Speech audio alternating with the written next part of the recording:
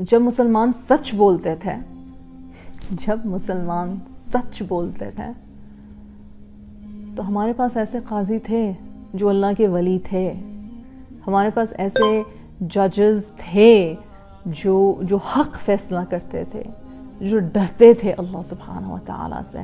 اور ایک بڑی مشہور سٹوری ہے، آپ لوگوں نے سنی ہوگی یقیناً.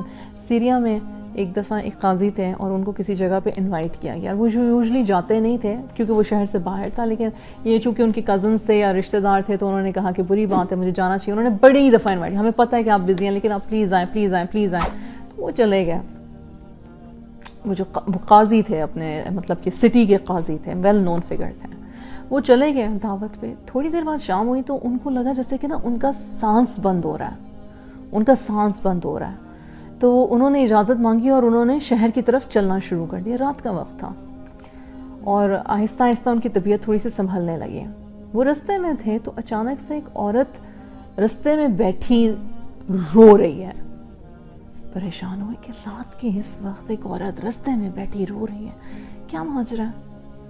یہ پرانے وقتوں کی بات ہے. تو انہوں نے پوچھ لیا بی بی کیوں رو رہی ہو؟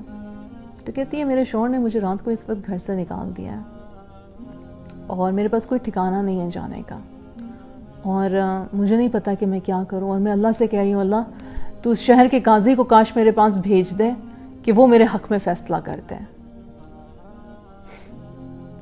وہ جو قاضی تھے اللہ کے بندے تھے نیک، رو پڑے کہ اس لیے میرا سانس وہاں پہ گھٹنا شروع ہوا تھا کیونکہ رب کو اس عورت کی صدا جو تھی وہ مجھ تک پہنچانی تھی. انہوں نے اسی وقت اس خاتون کو اٹھایا اور اس کو کہا چلو میرے ساتھ. اس کو یہ نہیں بتایا کہ میں ہی قاضی ہوں، نہیں بتایا اس کو کہا چلو میرے ساتھ، میں تمہیں شہر تک گھر تک چھوڑ کر آتا ہوں، تمہارے شوہر کے گھر تک چھوڑ کر آتا ہوں. چلو گئے اور جا کے اس شخص سے بات کی اور فیصلہ یہی کیا کہ وہ اس طرح سے اپنی بیگم کے ساتھ نہیں کر سکتا اور اس عورت کے حق میں فیصلہ ہوا. یہ سٹوری سننے میں کتنی اچھی لگتی ہے نا؟ سچی بھی ہے، یہ سچ حقیقت واقعی ہوگا تبھی اتنا مشہور بھی ہے اور اتنی دفعہ سنایا بھی جاتا ہے. ہمیں فیصلے چاہیے ہوتے ہیں، ہم فیصلے مانگتے ہیں، پر کس بیس پہ ہمیں فیصلے چاہیے؟ کس بیس پہ ہم سمجھتے ہیں کہ ہم سب سے زیادہ مظلوم ہیں؟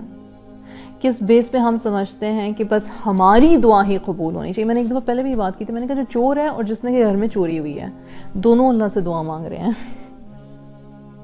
ایک نے مجبوری کے تحت چوری کی، بے راہ روی کے تحت چوری کی، پھسل گیا، بھٹک گئی کوئی، اس نے اپنی مجبوری کے ہاتھوں چوری کی، رزق کمانے کی خاطر چوری کی.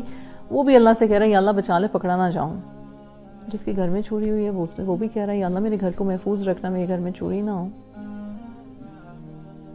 اللہ تو سب کی سنتا ہے. ہم کرتے کیا ہیں؟